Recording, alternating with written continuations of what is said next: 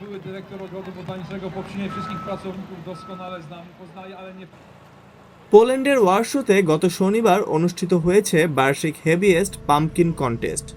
আর এইবারের প্রতিযোগিতার সব আলো কেড়ে নিয়েছে একটি অর্ধটন ওজনের কুমড়ো, যার নাম ক্লেমন্টিনা। ওজন মেশিনে ক্লেমন্টিনার ওজন দাঁড়ায় 540 কিলোগ্রাম।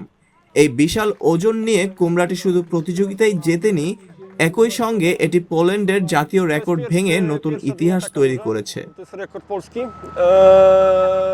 বিজয়ীর নাম প্রজেমিস্লাভ গ্রুখালা, যিনি এই পুরস্কার জিতার জন্য 4500টি জলটি বা প্রায় 1235 মার্কিন ডলার জিতেছেন।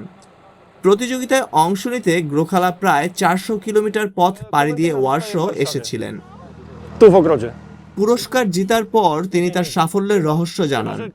তার মতে একটি পুরস্কার বিজয়ী কুমড়ো ফলানোর মূল চাবিকাঠি হলো ভালো বীজ, খুব ভালো মাটি এবং ভাগ্য। পোল্যান্ড ইউরোপীয় ইউনিয়নের অন্যতম বৃহৎ কুমড়ো উৎপাদক দেশ। সরকারি তথ্য অনুযায়ী 2024 সালে দেশটিতে 9000 হেক্টরেরও বেশি জমিতে কুমড়োর চাষ হয়েছে।